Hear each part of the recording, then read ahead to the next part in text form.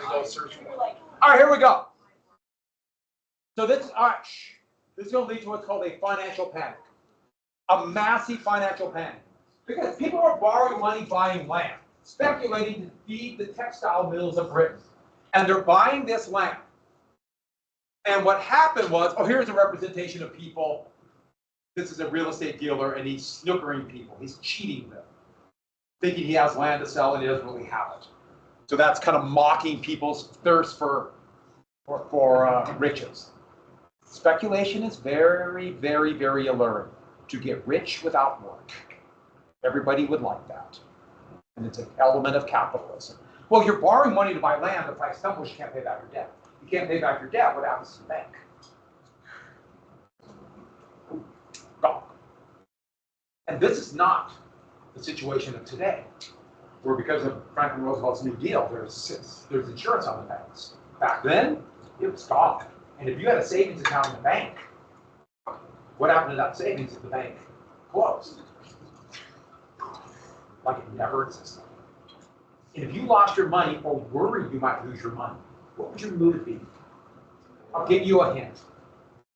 Panic. Hair on fire, panic. And that's where that term comes from. We've had, the last financial panic was 2008. There was a couple minor ones, like, for example, in Greece in 2011. And we might have, I mean, there appears to be a speculative bubble growing in real estate, but we're not to 2007, 2008 levels yet. Maybe just after you guys go to college. That'd be a fun thing, right? It's going to happen again. All right, so 1820. You have to write this down. I've done 1820 just to show you how. Okay, that's the era of good feelings, isn't it? Look at Monroe's victory. Only one vote for John Quincy Adams, the son of John Adams, just so Washington would be the only unanimous. And so, boy, it's only Republicans. Every state assembly now is controlled by Republicans. What a massive total defeat of the Federalists. One party, we're all together, we're all unified. But it hid one simple fact. This election happened right after, or the election for electors, and went to Washington, D.C. and picked it. Remember, this is still not what we have today. They had almost civil war in 1820. Almost the end of the country. And remember, this is the era of good feelings. So, review. We talked about this once before. Remember 1808, we talked about this already. This is just a review. They banned the slave trade. The idea there'll be fewer slaves, fewer slaveholders, that's the key one. Fewer slave states. Eventually down the road, slave states will begin to go away. That was Jefferson's great plan for banning the slave trade. Remember, Jefferson knew slavery would destroy the republic. But he didn't want to get rid of it himself, push it down. He called his plan diffusion. So we got to know what diffusion was. Jefferson's plan. You spread slavery out. As you limit the number of slaves, the percentage of slaves drop, and eventually slavery goes away. You spread it out. More states with fewer slaveholders, and slavery will go away. Why? Because the political power of slaveholders will drop. Because there won't be as many slaveholders. Slavery exists in areas where the slaveholders control the government, aka the South. So you look at this map in 1790, and this is what Jefferson is thinking while he's president. So 18 years after this, when they banned the slave trade, there was still slavery in most states of the North. But by 1810, it's almost completely gone. Why? Because the slaveholders are very few. There's very few slaveholders, and they had no political power. So last week, my wife and I were driving up the Hudson River, and we're going by these old Dutch. The Dutch originally colonized these big estates, and some of them were plantations. They had slaves into the 1850s, but not very many, because they're going to get rid of the slave code. It's very weird also to think about slavery in New York, but remember that the United States. And yeah, it was really cool going to that area. But everything's going to change. Everything will change by what's already happening in Britain. So the thought was slavery will go away. And I should also add, slavery was becoming less profitable. So Jefferson thought if you have more slave states, it just kind of fade away like it did in the North. Then the world changed, literally. The Industrial Revolution. See that kind of nuclear explosion. See, you like that? Isn't that cool? Aren't you impressed? And then the little radiation symbol. Yeah. The whole world would change. By the way, when I was a youth growing up, I used to look for this all the time. You know why? That was the symbol of the fallout shelter. We was ingrained in our soul that nuclear war could happen at any time. And you had to know where the fallout shelter was if you had any chance of survival. The basement of Capitol was a fallout shelter. I told you this, didn't I? See the stretcher over there? Fallout shelter. I showed you my garbage can, didn't I? Yes. I thought I told you this. I told you. Yeah. So, but the point is, everything changed. All of a sudden now, these textile mills demand cotton. And the whole world is turned upside down. And so a new thinking of deflation happened. A new thinking. If slavery was going to be restricted, no more new slave states. Now the whole idea of diffusion switched. Let's say no more new slave states. And remember, that was Jefferson's plan back in 1784 with these states, all these states having no slave codes. What if they just stopped at the Mississippi River? There's all this land the U.S. bought.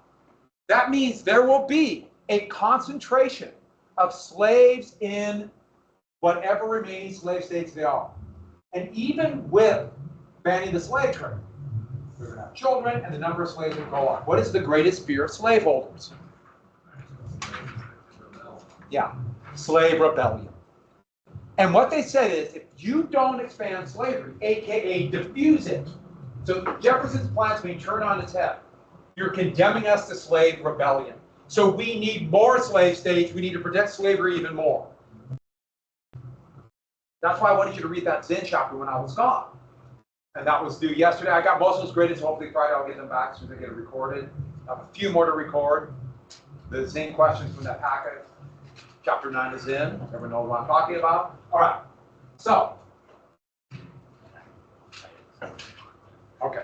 Got it. Name. I would just take it, put it over there. All right. So. Condemning of the slave rebellion. And so the argument went to, if you don't diffuse slavery out, you're condemning us to the hell of slave rebellion. No, it's bigger than this. If you stop the expansion of slavery, politicians from slaveholding states would say, these are all slaveholders, if you stop slavery, you're condemning us to having our throat cut in the middle of the night. You're condemning us to be murdered. That's what you're doing. So it's not just we have a political disagreement about slavery. It becomes, you stop slavery, you kill us. And, well, you don't like slaveholders, but that's the point. They know how they treat the slaves. They know how they treat the slaves. And they know how they would want revenge too. So, what do we need? More slave states. What branch of Congress has equal numbers of representatives per state? Which is it? Yeah, you said. So we got to spread it to save it to get senatorial balance. I heard you say this, but I wasn't quite sure. Spread slavery protected to get an equal number of senators. And so we're coming to what's called the Missouri Compromise. It's all about senators. And soon this divide, North and South, slave codes, no slave codes, free or slave will become known as sectionalism. And that map, it got pixelated, so I couldn't make it much bigger than this, but this is an actual map right after the convention of 1818 of Louisiana. Actually, it's no longer Louisiana. So there was more than enough people for Louisiana to become a state. They had slave codes, so it came in as a slave state. That happened right away. But what about the rest of this territory? Will this have slavery or not? So this is all going to be Missouri territory. You're sitting on, what was at this time, Missouri territory. Louisiana, the Missouri. And then, will there be slaves then? Slave codes. Well, a lot of people moved into the Missouri River Valley that were right here, that were not there. And they, good for cotton plantations. And they want, soon there'll be enough people to skip right ahead to statehood. And they wanted to become a state, 1819 going into 1820. And they wanted to be a slave state on the Missouri, called Missouri. A slave state. What was the anger of the Three-Fifths Compromise in the North? What did they call it? Yeah. Remember that got Jefferson elected? And immediately northern states looked at this and they thought, that's pretty far up there. Could all this area be slave states? And that means how many senators that are going to probably be slaveholders, let alone pro-slavery? So, in the U.S. House, James Talmadge, a Republican, they're all Republicans, from New York, proposed an amendment. So in addition to the bill to allow Missouri in, called, lovingly, the Talmadge Amendment. So that's James Talmadge right there. There's Talmadge. And Talmadge's fear was slave power. It's not just Missouri, it's more additional states. It's an anti-slave power bill. Anti-slave power. So they don't want the expansion of slave power. I have to be very clear about this. It's not that Talmadge is sitting there saying, how dare we treat human beings like this, and I want equality for all people. No, not at all. He just doesn't want slave power. So it's going to propose post-natal emancipation at the age of 25. Anybody know what post-natal means? When I say prenatal care, do you know what that means? Before birth. So post-natal, after they're born. Emancipation is being free. So at age 25, they'll be free. Talmadge is from New York. 20 years earlier, they did that for their slaves, 21 and 19. 21 for female slaves, 19 for male. I think you can probably figure out why. And post-natal emancipation. You get the point there? Eventually, slavery would go away. Like I said, there were still slaves along the Hudson until the 1840s and 1850s. But there was post-natal emancipation, no slave codes. And if there's fewer slaveholders, there won't be slave codes, it'll go away. And the South saw this as a direct threat to them. Remember, their goal, if you don't expand slavery, our throats are cut in the middle of the night. Yes? Well, fornication laws, so they're slaves. If freed? Oh, 25. Remember, they're all fornication laws. It goes to the condition of the mother. So if the mother is free, they're free. A good question. If they're still slave, their kid's a slave. Even so, when they're free, the slaveholders still own the children. Oh yeah, this is horrible. This is still horrible, but it's worse. This was not to do something for the slaves. This was purely to protect the slaveholders and get them money. Not only, obviously, will they get more work, and the children of female slaves become slaves. I mean, think about it. How many children can you have before the age of 25? There's something else. Here, they did this. What could the slaveholders do?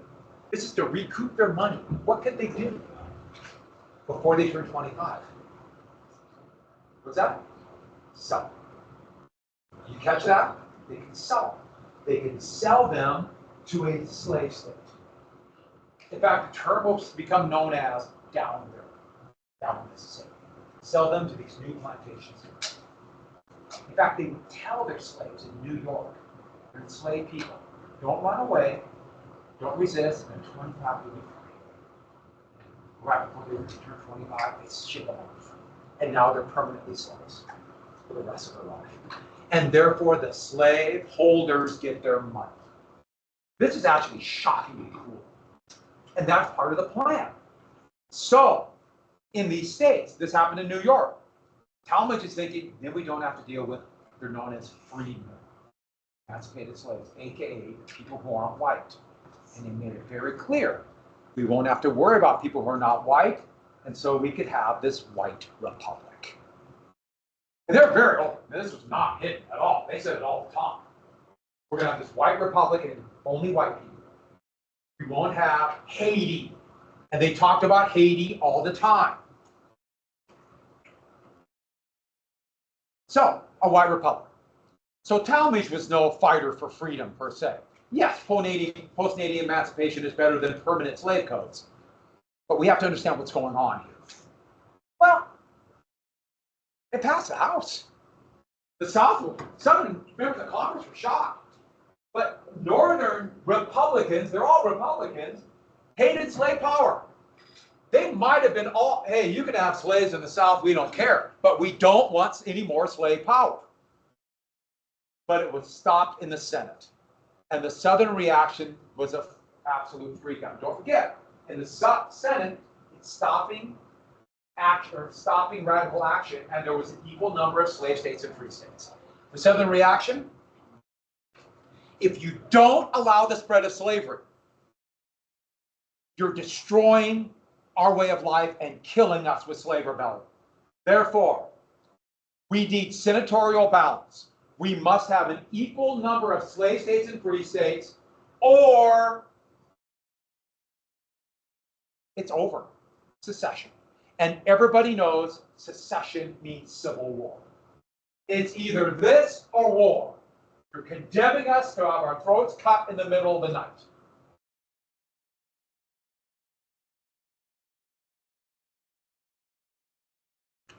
The era of good feelings. And all blew up. There's soon going to be fistfights in the cloakroom of the U.S. House. And people are going to start bringing weapons to the floor of the House and flashing knives at political enemies. So the cloakroom, you might think of it as a courtroom, but in reality, that was a room, it was more like a lounge, where members of the House, back when the members of the House used to talk to each other, they would go in there and they would talk and debate. There was a couch to set up, and they would smoke and drink, you know. And they started having fistfights there. And I know what you're thinking. That would be awesome if they would have more open fistfights in the House and the Senate today. Who's with me on that? Yeah. I mean, we did have an insurrection just a few years ago, so who knows, you know? But out of this is going to come the Missouri Compromise. And the Missouri Compromise will be one of the most important events in our history. Because it's this idea, therefore, are we going to end slave power once and for all, or come up with a compromise to keep slavery? And here's the compromise. Senator Thomas from Illinois came up with this. Missouri would be free. I'm using the postal code, even though those weren't around yet. Missouri free, and carve off Maine from Massachusetts. And that would be, I'm sorry, Missouri slave, Maine free. And equal number of senators, therefore. But what about the rest? What about the rest of Louisiana? Okay, this is all coming in here, but what about all this? All for the Louisiana Purchase. No slavery north, meaning no slave codes, north of 3630. No slavery north of 3630 in the Louisiana Purchase. So the area you're sitting on, no slave codes. Even though the U.S. still is going to conquer them. Now, this only applies to here. But soon, 3630 is going to have almost like religious implications. 3630, this glorious line. The thing was, it didn't pass. It didn't pass at all. The South voted for this, but they voted against this. And vice versa for the North. The North wanted this, not this. It didn't pass. And there's immediate talk of civil war. You know, the Constitution has been only ratified in the government for 31 years, and it looked like it might be over. That fast. 31 years of this government. But then, who did the American system? Who? Henry what? Clay. Henry Clay split the bill. So they could pass separately. Southern support for Missouri being a slave state, Northern support for 3630, and it passed. And by doing that, Henry Clay for the rest of his life will be known as the Great Compromiser.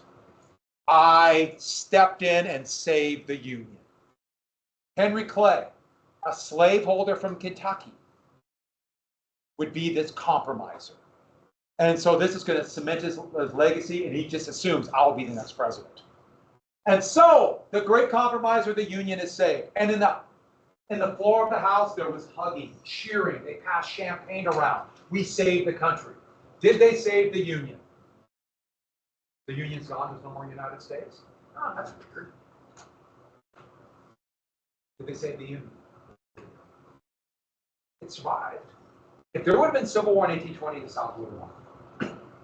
They would have won their independence of the United States, without a doubt. So it saved the Union. Not perfectly, and horrible things are going to happen, including the unimaginable Civil War. But we're still here. But it also showed there's a huge divide. We have capitalism, and we have this issue over sectionalism. Who's that?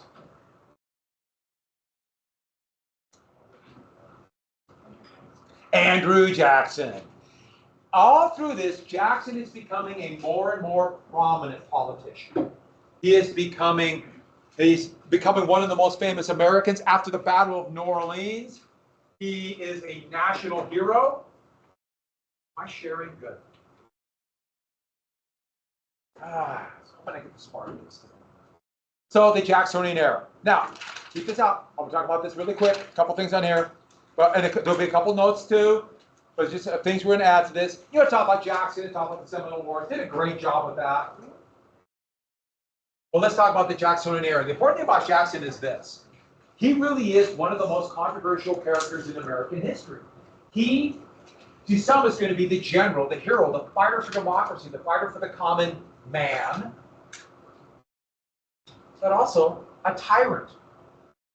Here's a cartoon, one of the more famous ones of him is King Andrew, standing on the Constitution, becoming king because of the mob. Stealing my tape? And his orb is the veto, the first president to use the veto. And he was a brutal slave owner. He did attack Florida purely to stop slaves from running away to attack Seminoles. Indian removal, he was not alone, obviously, but a major symbol of this policy. Jackson's a complex character. He's American. And so, we already have this. Everyone look at question number 5. You should already have these guys down, right?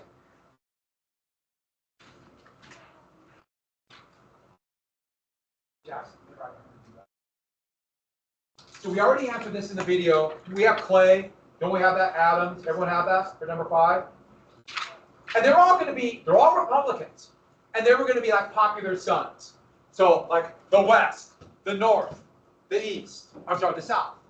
Crawford is going to become very ill right before it, and be kind of knocked out. And by the way, Adams did not have a forehead. Now it's a 5 or 6. Who agrees with me? But, and then of course, Jackson, right? And Jackson is this national hero. Yes, he's a Westerner, but he's so much more. Now, one thing the video kind of mentioned, but we have to get. One other person wanted to be president, but realized the Republicans are now split 5 ways. So he realized, I'm going to have to step out. And he basically said, I'll be the vice president. I'll just be the vice president. Who is that person? John C. Calhoun. Wait. Jack here.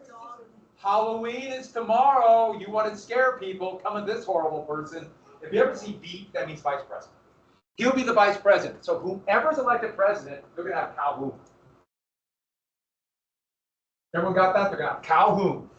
He'll be the vice president. Essentially, I'm simplifying a little bit, but not by much. And it says, what happened in the election of 1824 for number 6? Well, one thing we have to get in the video mentioned. This is the first time where states begin to allow voters to pick the electors. Now, more and more, the voters are just becoming, well, in most states, it's still white men with property, but more and more, it's all white men. Women who could vote if they have property, that's being taken away. And the same thing for people who are not white. They could vote early on, but that's being taken away too. And so you're going to get a popular vote. But remember, the popular vote does not matter. Remember that? The popular vote does not matter. Only thing that matters is the popular vote within each state. So, for example, Georgia, well, Crawford's a Georgia. They voted for him. A lot of states didn't allow this. Pennsylvania did, and they voted for Jackson. And of course, Massachusetts, that's where John Quincy Adams was from. And so they went, it's winner take all. Remember, that's the elections today. And when the outcome came out, more people voted for electors pledged to Jackson. So, popular vote. But that doesn't matter. Nobody had majority in electoral college. And so, right down to 24, and for number 6, I think you probably have that, but it went, for number 7, it went to the House. It's winner take all in each house, too. So, for example, if all 22 members of the House for Virginia, they come together and they vote, and whoever wins that vote for Virginia gets all their electoral votes from Virginia. Each state gets 1 vote. So that's our election. That's what we do it today. So if we lived in Pennsylvania, in fact, both campaigns are in Pennsylvania today, and if you go on to the YouTube, do you know what the YouTube is? Have you heard of that? I guess it's big with the young people. But the YouTube, and they get your, they track your location, they track everything about you. Stories.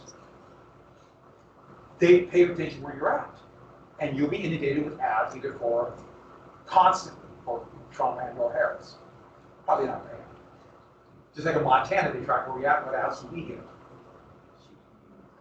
So when you watch the video, somebody did keep track. How many people have broken a few times with you guys for cheating or testing?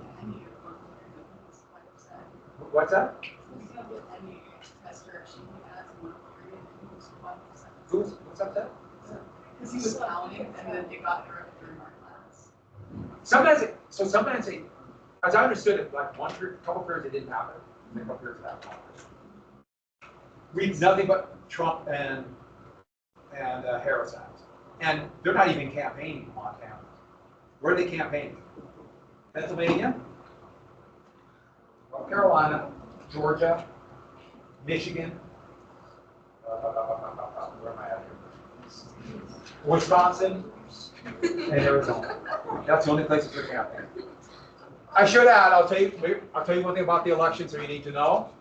So they're both in Pennsylvania. Whoever wins Pennsylvania will probably be president. So we might not know until Wednesday morning, but whoever wins Pennsylvania will. If Harris wins Pennsylvania, she's president. If Trump wins, Harris still has a shot, but it'd be very hard. If Trump doesn't win Pennsylvania, Harris is president.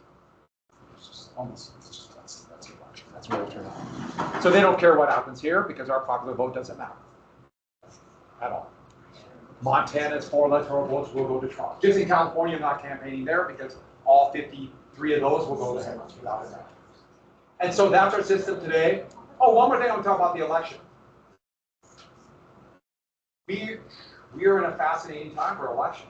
And I never thought I would see this in the United States of America. We had one of the 2 candidates at a rally yesterday making it very clear that this candidate is not a Nazi.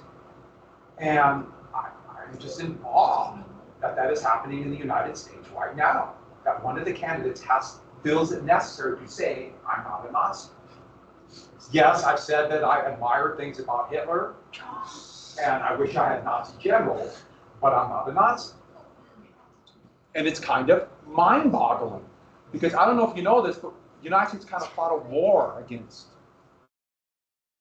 Nazi Germany declared war on the United States, and the United States fought them. It's fascinating to me. It's more than fascinating. Moving on. If you don't know the candidate, I think you. So, what came out of this is going to be the corrupt bargain. It's going to go to the House. Crawford became ill. He's out of it. It's only the top 3. Clay got the fewest votes. So that is the rest of number 1. Let me look. Number 6, the corrupt bargain. Henry Clay, we didn't get this in first period, so they kind of missed this.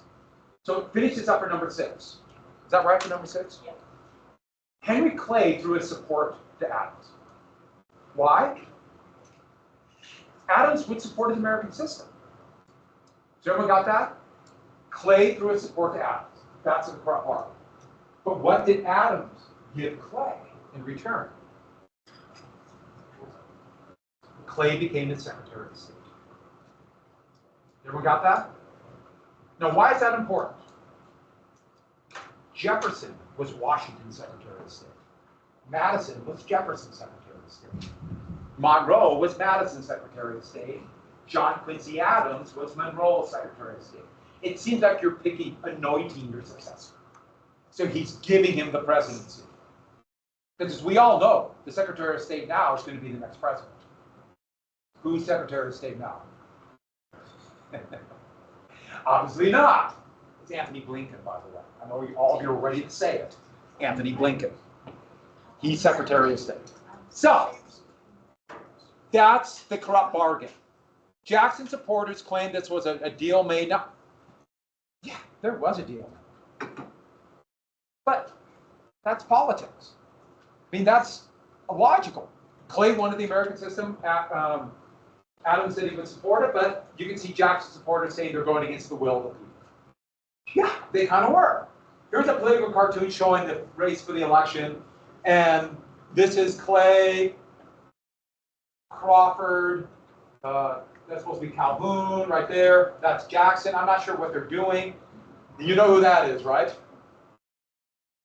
That's Adams. So, Adams is president.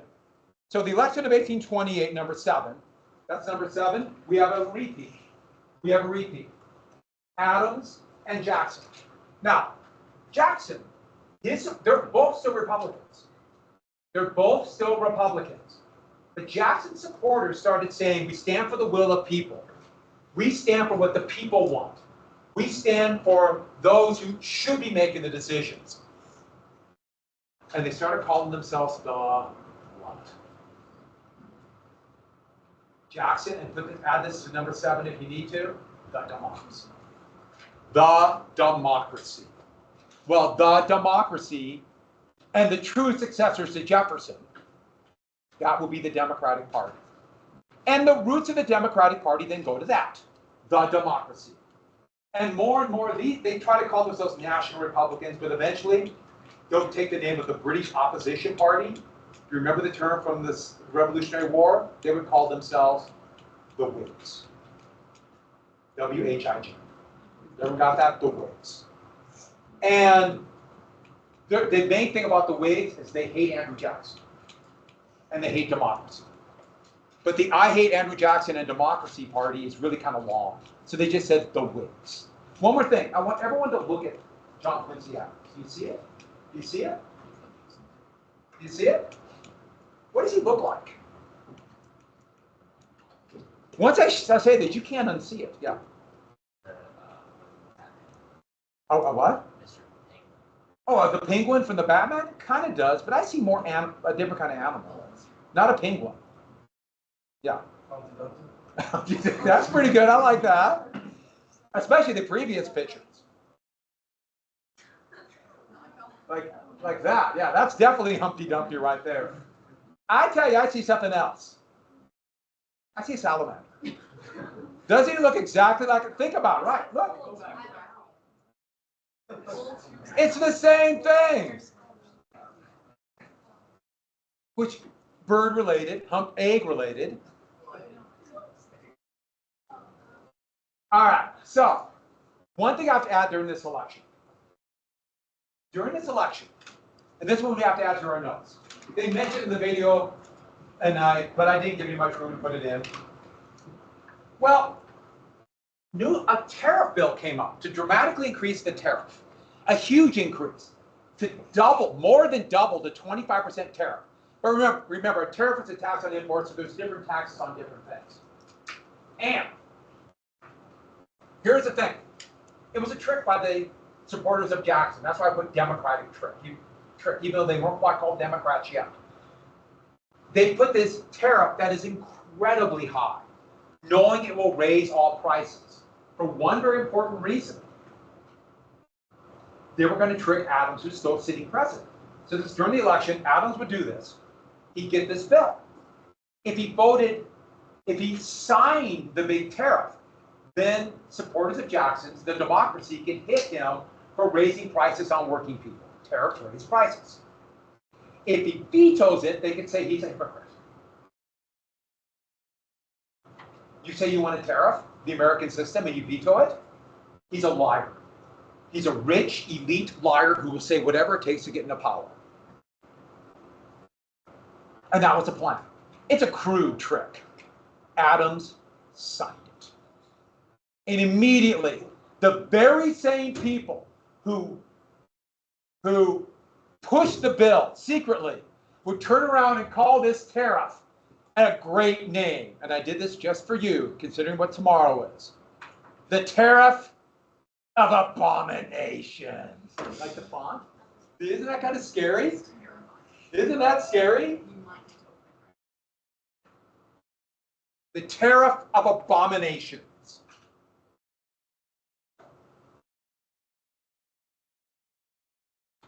So that really helped. That helped, but it was not going to be close. Jackson won a sweeping victory. Sweeping victory. Adams would be ousted for office. I should add one thing about Adams. Adams would do something that almost never happens. A former president went back into public life, elected public life. He became a member of the House for almost 20 years, for the House of Representatives. A very big fighter against slave power. And only one other president really had a serious job after they became president, most of them going to retirement. William Howard Taft became Justice of the Supreme Court. So that's kind of interesting. There was talk about, occasionally you see some presidents, like in your lifetime, there was talk of Biden appointing Obama to be on the Supreme Court. He's a constitutional lawyer. I mean, he's certainly qualified. But I think that was always just talk, and I'm sure Obama was like, I've had enough. 8 years was enough. But that almost never happens. Having a president who lost for office and then come back almost has only happened one other time. It might happen in a week. Grover Cleveland would be elected, lose, and then be elected again.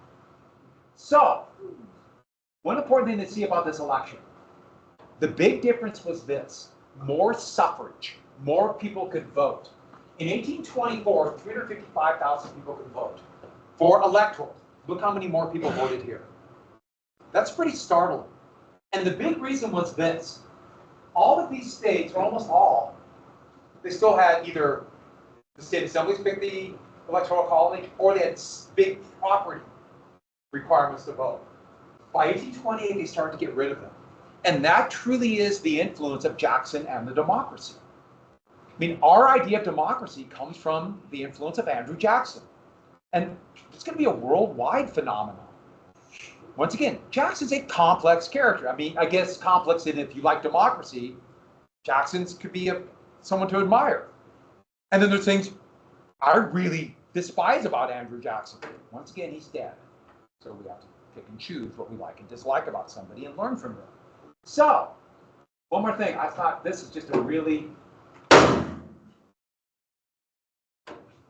Luke, you had one job to do. I have no idea why my mice keep breaking. I see no relationship. Give me 1 sec, everybody. I have to show you something. Everyone act busy. They might be watching. Yeah. It's kind of fun though. Like it makes the class and it'll be exciting to see. Yeah. Instead of noise, need to know when. Have you turned your son? Yeah, like if You want to go today? Yes. I know James is going to go. Alec, do you want to present today? Yeah, sure. Okay, get up. Let's go. I turned it in like the last 5 minutes of class. Here is a ballot. I love this. That's a ballot. The campaigns printed their own ballot, and you come in with a little piece of paper. Pretty soon they're going to be they have colored ballots. For example, in New York, it was just to be red ballot. It was Democratic, green ballot was Republican. Remember the red and blue thing didn't mean anything then. Just you got a piece of paper, and you voted in front of everybody. There was a box. They always had like a glass sphere would represent where you put the ballots, but they didn't really have the glass sphere, so they would literally paint like a glass sphere on the box, and you would just drop in whichever one you want. You would take that paper and drop that in. So here's where Andrew Jackson And there's, oh, you might notice one thing. Remember the vice president in the last election? You see the vice president here. That man was Adams' vice president. He's going to become Jackson's vice president. Because by this time, Calhoun cared about only one thing, the protection of what? One more thing. When they had the inauguration for Jackson, it was chaos. Thousands of people went. The first time, large numbers of people went to the inauguration. And there's nothing in Washington, D.C., so they slept in tents. They slept in, it's cold, it's March. Yeah. Is there a term limit on the presidency? Today? Yeah, but there's nothing then. There were no term limits at all then. So you could just be vice president for life. Well, yeah, be elected, but yeah. Or president, you be president for as many times as you want. But let me finish this really quick. They just all came. This is a picture of it. And they opened up the executive mansion. It just started to be called the White House. And they ran through the halls of the White House. People were crawling in and out of the window. And like these are like regular people saying, this is our house. This is ours. We got it. They put big barrels of hard cider all over. So they have these ladles. They're like pouring it down their throat and running through screaming. And in the front foyer of the, we'll say White House, they had a block of something. What food represents democracy? Cheese. A massive block of cheese. And they're cutting off blocks of cheese. I just this vision of them running through cheese through the White House. That's the way I hope the next inauguration will be. I'll go to that. And see, look at that. This is democracy. One more thing. Wait for it. See? Cheese. Who here doesn't like cheese? Why do you hate democracy?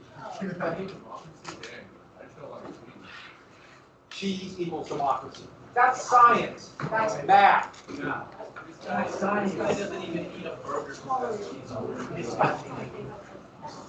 You don't like dead, ground up cow and cheese? Oh, okay. You're okay.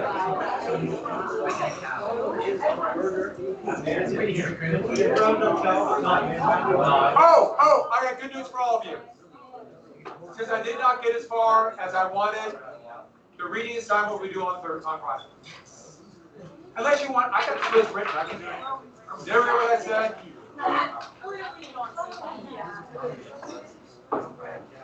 Is that yeah, Edward Scissorhands. Yeah. I knew it. No lurking by the door, people. Right. Okay, I'll post it on Teams. Finish the rest of chapter. What are the chapters? And a ton of notes. These are big industrial revolutions. And I'm going to start talking about thesis statements. So. Okay, I just didn't know about the quiz. You'll make it up. Okay, sounds good. College things. Another visit. Why? Oh, hey. You want someplace fun or? Good. No, good for you. It's a fun trip. Or both fun and. No, I'm seeing my sister. Oh, that's great. Oh, and well, I was your sister in class. Yep. Yeah. So I said hi. But so we'll do the quiz. It's not. Okay. We'll go 8 questions. Don't worry about it. Okay. And you just finish that chapter. I'm going to start talking about thesis statements probably. Kind of a big deal, hopefully on Friday. Because we're going to do this long thing. But just watch. Have fun. I'll be done Friday, so I can make it to the Monday or something like that. Oh, the quiz would be, yeah. Yeah, make it on Monday. Where are you going to be? I'm going to Utah to visit Alex. Oh, yeah, okay, cool. All right. How's he doing? He's in Virginia. He's got back in the station. Like, that's what it's like. This is all. Well, it took me a second. Like, oh, my God. Tell him I said hi, okay?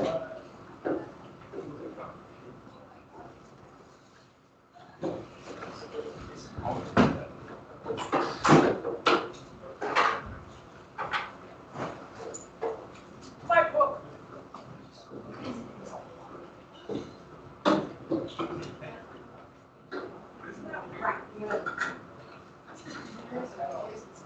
Time to shuffle off the bar journal.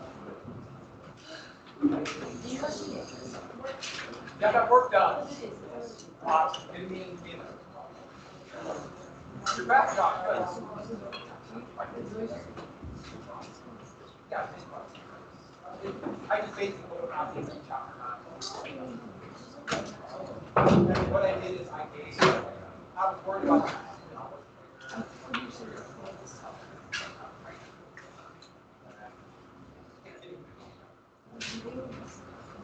oh, what flavor? Blue? Pomegranate is blue? Ah. Oh, thank you, my good man. Hey, you got these latch those on tight. No, no, you gotta put that thing around your heel. It's gonna fall off. That's how you break an ankle. You want me to break an ankle? No. Break your ankle? Thank you, my good man. That's crazy. You're good people, Xander. I'm sorry. I thought you were out of